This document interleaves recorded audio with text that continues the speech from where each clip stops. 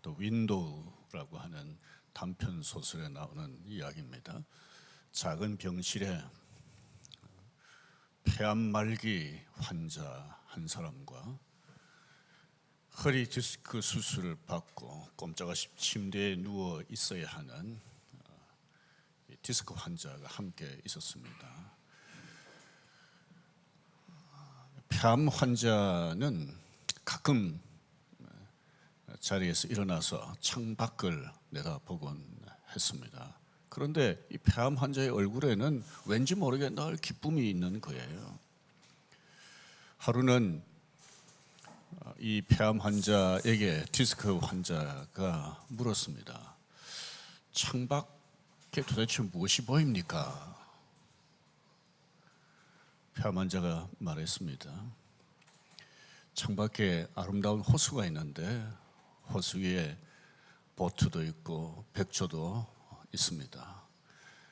호숫가를 여인들이 산책을 하고 잔디 위에서 아이들이 뛰노는 모습도 보입니다. 이 말을 들은 디스크 환자는 병세로 보면 절망적인 이 폐암 말기 환자가 왠지 모르게 얼굴에 미소가 있고 기쁨이 있는 모습은 아마도 창밖으로 저런 아름다운 호수를 보았기 때문이 아닐까 이런 생각을 했습니다. 그러면서 만약에 폐암 환자가 죽게 되면 내가 창가에 있는 폐암 환자가 쓰던 침대를 써야 되겠다 생각했습니다. 어느 날 밤에 폐암 환자가 기침을 심하게 하면서 신음을 시작했습니다.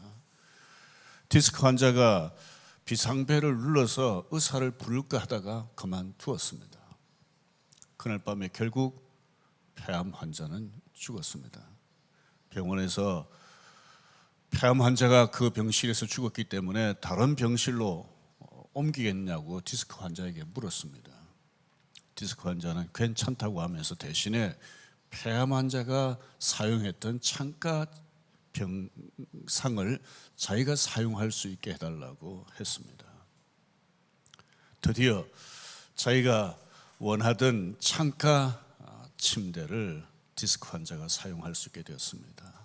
디스크 환자는 일어나기가 힘드니까 어떻게 해서 침대를 붙들고 드디어 창밖을 내다보게 되었습니다. 그런데 폐암 환자가 보았다던 아름다운 호수는 없었습니다. 거기에는 회색 담벼락뿐이었습니다. 오늘 우리가 읽은 18절을 보면 바울이 기뻐하고 또한 기뻐하겠다라고 표현을 했습니다. 바울은 지금도 기뻐하지만 앞으로도 기뻐하겠다고 했는데요. 말기 폐암 환자는 마음으로 상상해서 호수를 바라보면서 기뻐했다면 바울은 도대체 무엇을 보면서 기뻐했을까요? 사람은 다양한 이유로 기뻐합니다. 사람이 무엇을 기뻐하느냐를 보면 그 사람이 어떤 사람인지 그 사람의 가치관이 무엇인지 짐작할 수 있습니다. 바울은 무엇 때문에 기뻐했을까요? 첫째는 감옥에서 힘들어도 복음이 전파되기 때문이었습니다. 12절 말씀을 보십시오. 같이 읽겠습니다.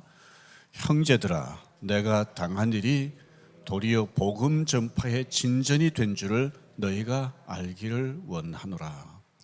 바울은 로마 감옥에 갇히기 전에 이미 가이사라 빌립보에서 2년 정도 감옥에 갇혀 있었습니다. 감옥에서 나오면 바울을 죽이려고 하는 사람들이 기다리고 있었습니다. 그래서 바울은 안 되겠다 싶어서 자기가 로마 시민권자이니까 로마 황제에게 직접 재판을 받아야 되겠다라고 말했습니다. 그 때문에 바울은 죄수로서 로마로 호송이 되어 갔습니다. 호송이 되어 가는 도중도 간단치가 않았습니다. 중간에 큰 풍랑을 배가 만나서 어떤 섬에서 3개월 동안 지내야 했습니다. 그렇게 해서 로마의 죄수로 호송이 된 바울이 또 로마 감옥에서 적어도 2, 3년 정도 감옥에 갇혀 있으면서 재판을 받게 되었습니다.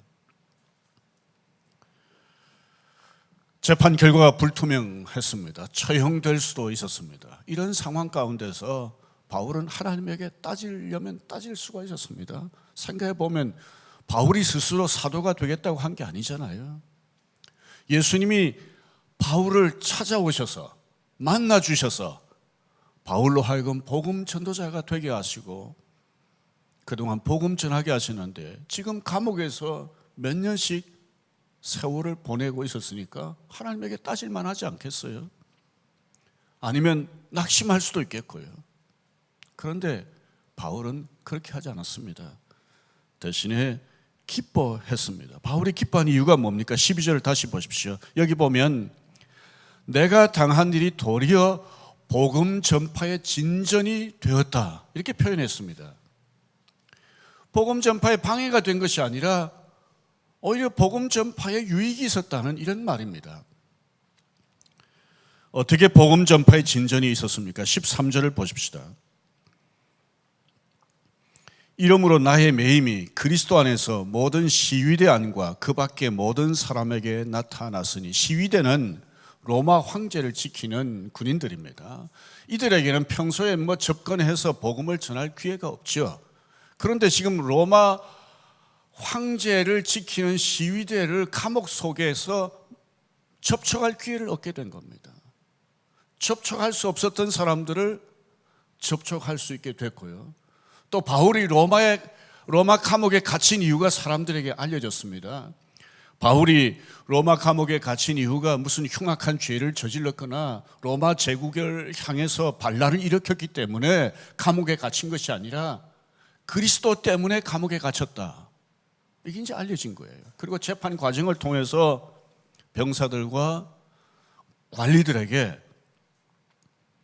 복음이 무엇인지, 예수 그리스도가 누구신지에 대해서 말할 기회를 갖게 된 것입니다. 이런 일 때문에 시위대 군인들과 로마의 관리들, 로마에서 힘 있는 사람들 가운데 예수 믿는 사람들이 생겨났습니다. 바울은 이 상황 가운데서 자신이 지금 감옥에 갇혀서 수년 동안 불편하게 고통을 겪는 것, 이걸 생각하기보다는 자기가 비록 감옥에 갇혀 있지만 이것 때문에 예수 믿는 사람들이 생겨났다라고 하는 것을 보면서 기뻐했습니다. 하나님의 오묘한 섭리를 보면서 기뻐했던 것이죠. 제가 잘 아는 목사님은 오래전에 억울하게 사실은 감옥에 갇힌 적이 있습니다. 교도소에서 지나는 동안에 감방에 있는 다른 사람들을 전도한 거예요. 그래서 감방 안에서 감방에 있는 사람들과 더불어 예배한 겁니다. 만약에 이 목사님이 감옥에 갇히지 않았다면 감방 안에 있는 사람들 전도할 기회를 쉽게 얻었겠습니까? 어떤 그리스도인들은 병으로 입원하는 경우가 있습니다.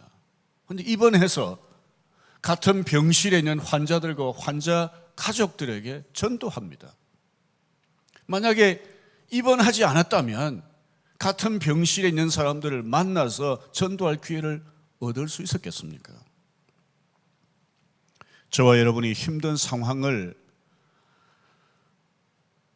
만나게 되는데요, 이런 힘든 상황을 통해서 복음이 전해질 수 있고 하나님의 선한 뜻이 이루어질 수 있습니다. 그래서 저와 여러분들이 힘든 상황을 만나게 될 때 그 힘든 상황만 보지 말고 이 일을 통해서 이루어질 하나님의 선한 뜻을 좀 바울처럼 볼 수 있었으면 좋겠습니다. 우리가 어떤 상황이 좀 어려워지면 그 상황에 자꾸 집중하게 되고 그게 자꾸 마음이 가고 그렇습니다. 그런데 나의 힘든 상황을 통해서 믿음의 눈으로 하나님을 보고 믿음의 눈으로 하나님이 이루시는 일을 볼 수 있다면 바울처럼 세상 사람들이 누리지 못하는 기쁨을 누리게 될 것입니다. 바울이 기뻐한 이유는 두 번째, 사람들에게 미움받아도 그리스도가 전파되기 때문이었습니다. 로마에 있던 성도들은 바울이 로마의 감옥에 갇혔다라고 하는 소식을 들었을 때 어떻게 반응할 수 있겠습니까? 야, 우리도 잘못하다가는 예수 믿는다는 이유로 바울처럼 감옥에 갇힐 수 있겠다라고 하는 두려움을 가지고 굉장히 위축이 되고 자신의 신앙을 숨길 수 있지 않겠습니까? 그런데 로마에 있는 성도들이 어떻게 했습니까? 14절을 보십시다. 같이 읽겠습니다. 형제 중 다수가 나의 매임으로 말미암아 주 안에서 신뢰함으로 겁없이 하나님의 말씀을 더욱 담대히 전하게 되었느니라. 15절 16절은 이렇게 말씀합니다. 어떤 이들은 착한 뜻으로 그리스도를 전파하나니 이들은 내가 복음을 변증하기 위하여 세우심을 받은 줄 알고 사랑으로 하나. 바울이 로마 감옥에 갇힌 것 때문에 로마에 있는 그리스도인들이 위축되고 겁먹은 게 아니라 오히려 더 영적인 도전을 받은 거예요. 바울이 감옥에 갇혀서 복음을 전하지 못하니 우리라도 복음 전하자, 이렇게 하면서 더 적극적으로 복음을 전한 겁니다. 바울은 이것을 보고 기뻐했습니다. 그런데 이들과 다른 부류의 사람들도 있었습니다. 17절 말씀을 보십시오. 그들은 나의 매임에 괴로움을 더하게 할 줄로 생각하여 순수하지 못하게 다툼으로 그리스도를 전파하느니라. 나의 매임에 괴로움을 더하게 하려 했다는 말은 무슨 뜻일까요? 바울은 기독교가 로마 제국에 맞서서 반란을 일으키거나 사회를 혼란으로 몰아넣기 위한 그런 운동을 하는 게 아니라 모든 사람에게 구원을 주시는 하나님의 복음을 전하는 것이다 라고 하는 것을 변증했습니다. 그런데 바울을 투기하고 미워하는 사람들은 바울을 어떤 식으로는 더 괴롭게 하려고 했습니다. 여기 다툼으로 그리스도를 전파했다고 그랬는데 어떤 식으로 그리스도를 전파했는지에 대해서는 정확히 알 수 없지만 어쨌든 그리스도를 말함으로 인해서 로마 관리들을 더 자극해가지고 바울을 더 괴롭히려고 했다는 것이죠. 도대체 이 사람들은 누굴까? 어떤 사람들일까? 바울이 이런 사람들을 가리켜서 거짓 복음을 전한다, 혹은 신학적으로 문제가 있다, 이런 식으로 비판하지 않았습니다. 이런 걸 보면 이 사람들이 그리스도 자체를 반대하거나 복음 자체를 대적하는 그런 사람들은 아닌 것 같아요. 그럼 이 사람들은 누굴까? 예수를 믿기는 하지만은 바울과 어떤 이유로서 틀어졌는지는 모르지만 관계가 틀어지고 바울을 미워하는 사람들이었다, 그렇게 추정할 수 있습니다. 바울은 이런 사람들 때문에 낙심하지 않았습니다. 자기를 미워해서 자기를 더 괴롭히려고 하는 이런 사람들이 있다는 것 때문에 하나님 앞에, 하나님 저 사람들 좀 어떻게 좀 처리 좀 해주세요, 이런 식으로 하질 않았습니다. 이 사람들이 비록 자기를 미워하지만은 어쨌든 이 사람들 통해서 그리스도가 전파되는 것을 바울은 알게 되었고 이것 때문에 기뻐했습니다. 제가 어떤 교회에서 봉사할 때였습니다. 그 교회 대학 합격한 뒤에 버스에서 떨어져서 허리 밑으로 마비가 된 청년이 있었습니다. 한번 생각해 보십시오. 20살 청년이 허리 밑으로 마비가 돼서 침대에서 생활을 해야 됐어요. 성도들이 이 청년을 위로하러 갔다가 오히려 위로를 받고 신앙의 도전을 받았습니다. 저도 한번 갔다가 도대체 이 청년이 얼마나 믿음이 좋은지. 누나가 있었는데요, 제가 봉사하던 주일학교 부서에서 가장 열심인 교사였습니다. 어머니는 그 교회에서 아주 신실하게 기도하는 사람이었습니다. 이 청년이 20살 때 하반신 마비가 되었는데 그것 때문에 낭망하지 않고 믿음으로 사는 것 때문에 가족들이 오히려 더 하나님 앞에 가까이 나가고 그 교회 성도들이 하나님 앞에 더 가까이 나아가는 이런 놀라운 일이 있었습니다. 제가 아는 어떤 교회 한 성도는 암 진단을 받았습니다. 그런데도 자기가 해오던 일을 계속했습니다. 이것 때문에 많은 사람들이 신앙의 도전을 받았어요. 암 진단을 받고도 저렇게 한결같이 귀하게 봉사하다니. 물론 암 진단을 받았으면 치료가 먼저지 봉사가 뭐 그렇게 중요하냐 이렇게 얘기하면서 좋지 않게 보는 성도들도 있었을 거예요. 그리고 아니 그 암 진단을 받은 후에 봉사하려고 해도 목사님이 좀 말려야지, 교회가 허락하지 말아야지, 아니 어떻게 그걸 봉사하겠다고 해서 계속 봉사하도록 그렇게 하느냐라고 목사와 교회를 비난할 수도 있지 않겠습니까? 실제로 이런 비난하는 말에 동조하는 사람들도 있을 거예요. 맞아, 목사가 너무하네, 교회가 너무하네. 그런데 어떤 사람들은 그런 비난하는 말을 들으면서 아니 암 진단을 받고도 저렇게 살아갈 수가 있구나 라고 하는 것을 생각하면서 오히려 도전을 받고 하나님께 더 가까이 나아가는 그런 일도 있지 않겠습니까? 저와 여러분도 힘든 상황을 만났지만 믿음으로 살아가면요, 다른 사람들에게 영적인 자극을 주고 영적인 도전을 줄 수가 있습니다. 그래서 우리의 신앙생활이라고 하는 것이 내가 영향을 받기도 하지만 알게 모르게 우리가 다른 사람에 영향을 주지 않아요. 아, 저분 보니까 나도 저렇게 좀 살아야 되겠다, 이렇게 도전을 받잖아요. 또 신앙생활을 하는 가운데 이런저런 일로 관계가 틀어져서 나를 싫어하고 미워하는 사람이 생길 수 있습니다. 이런 사람들 때문에 우리 낙심하지 말아야 됩니다. 나를 귀하게 여기는 사람이든 나를 미워하는 사람이든 그 사람을 통해서 교회에 어떤 유익이 있고 그 사람을 통해서 그리스도가 전파되고 하나님의 선한 뜻이 이루어진다면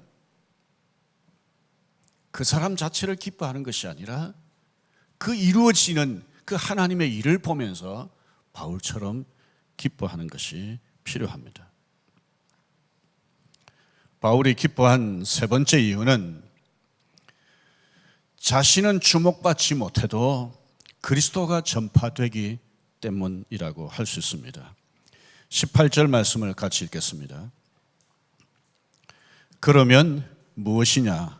그 치레로 하나 참으로 하나 무슨 방도로 하든지 전파되는 것은 그리스도니 이로써 나는 기뻐하고 또한 기뻐하리라. 바울은 부활하신 그리스도가 무슨 방도로든지 전파되면 자기는 기뻐하겠다라고 표현했습니다. 여기 무슨 방도로든 하는 이 말은 뭐 수단과 방법을 가리지 않고 뭐 전도하는 걸 얘기하는 것이 아닙니다. 여기 무슨 방도로든 하는 것은 바울 자신의 인격이 자신을 미워하는 사람들 때문에 손상을 받든 자기 자신의 인격이 뭐 소위 말해서 좀 추락이 되든 그런 거 개의치 않겠다는 겁니다. 자기 자신은 사람들에게 어떻게 인정을 받아도 상관없다. 대신에 그리스도가 전파되면 나는 그걸로 족하다, 그걸로 기쁘다, 그렇게 말한 겁니다. 그러니까 바울에게는 자기 자신보다 누가 더 중요한 겁니까? 그리스도가 중요한 겁니다. 바울은 늘 이런 태도를 가졌습니다. 사도행전을 보면 루스드라에서 전도할 때였습니다. 나면서부터 한 번도 걸어보지 못한 사람을 바울과 바나바가 이렇게 세웠습니다. 사람들이 놀랐습니다. 이걸 본 사람들이 야, 신이 하늘에서 내려왔다 이렇게 하면서 바울과 바나바에게 제사하려고 그랬어요. 그때 바울과 바나바가 옷을 찢으면서 이렇게 말했습니다. 여러분들 이렇게 하지 마세요. 우리도 여러분과 똑같은 사람입니다. 우리가 이런 놀라운 일을 행한 것은 예수님 때문입니다. 그러니 예수님 구주로 믿으세요. 이런 식으로 전도했습니다. 그러니까 바울은 어떻게 보면 예수님 만나고 난 그 이후에 항상 중심이 그리스도에 있었습니다. 하나님과 사람들 사이에서, 그리스도와 사람들 사이에서 중간에 버티고서 하나님께 돌아갈 영광을 중간에서 가로채려고 하질 않았습니다.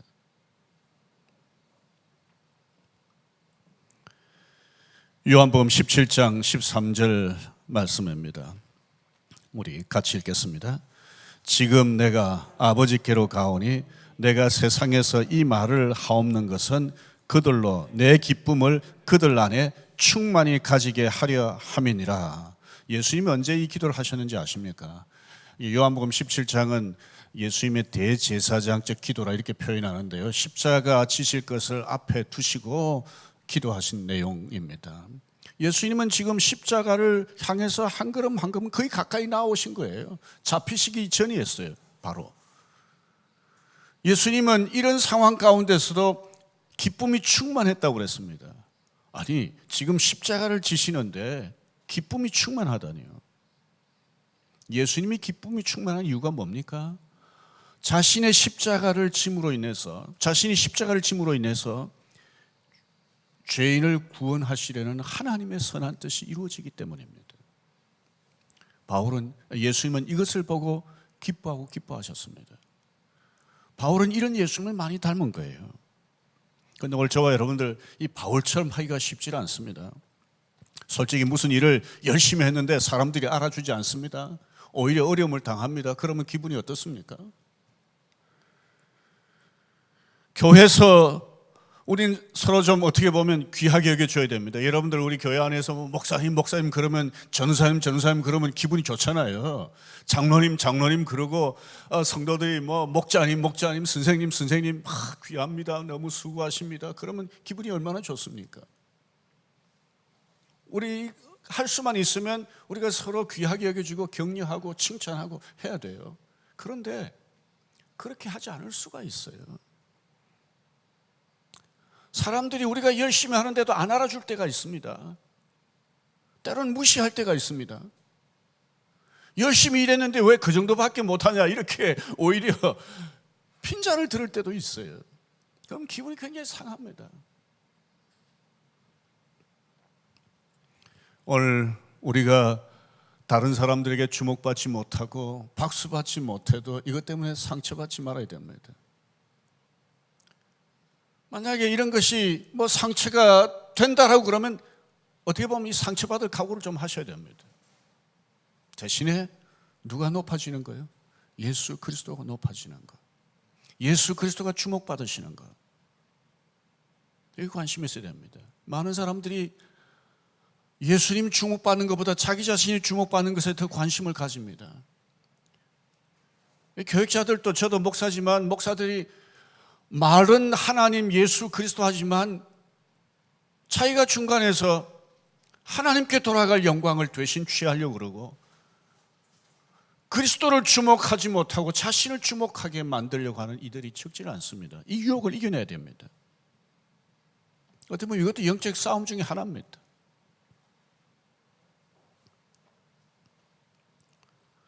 나는 사람들에게 주목받지 못해도 예수님이 주목받고 높임 받으시는 것으로 우리는 기뻐하고 기뻐할 수 있어야 됩니다. 그리스도인들이 좋아하는 말씀 중 하나입니다. 로마서 8장 28절입니다. 같이 읽겠습니다. 우리가 알거니와 하나님을 사랑하는 자, 곧 그의 뜻대로 부르심을 입은 자들에게는 모든 것이 합력하여 선을 이루느니라. 원래 뜻은 하나님이 부르신 사람들, 하나님을 사랑하는 사람들은 하나님이 간섭하셔서 결국 성화에 이르게 하신다는 뜻입니다. 그런데 이 말씀은 오늘 우리가 여러 삶 가운데서 어려운 일을 당하잖아요. 다양한 시련을 겪을 수 있잖아요. 이런저런 우리의 그 상황들을 하나님이 다 간섭하셔서 하나님의 오묘한 손길 가운데서 합력해서 선을 이룬다는 그런 뜻입니다. 하나님이 그렇게 하신다는 것입니다. 우리가 살아가는 동안 고난을 피할 수가 없습니다. 우리 제한된 지식과 지혜로는 내가 왜 이런 고난을 당하는지, 시련을 당하는지 그 이유를 다 알 수가 없습니다. 하지만 분명한 게 있습니다. 하나님이 나를 사랑하신다는 겁니다. 이 확신을 해야 됩니다. 그리고 또 하나는 조금 전에 우리 읽었던 말씀처럼 모든 것이 합력해서 하나님의 선한 뜻을 이루신다. 이걸 우리가 확신해야 합니다. 그래서 우리가 어려운 일이 생길 때 그 어려운 일만 보지 않고 믿음의 눈으로 바울처럼 하나님을 보고 하나님이 이루시는 선한 일을 좀 보아야 합니다. 그리고 하나님의 선한 일이 이루어질 때 그리스도가 높임 받으시는 것을 볼 때 하나님의 구원이 이루어지는 것을 볼 때 그것 때문에 기뻐하는 저와 여러분들이 됐으면 좋겠습니다. 이렇게 하는 가운데 우리 마음속에도 하나님이 주시는 기쁨을 충만히 누리게 될 것입니다.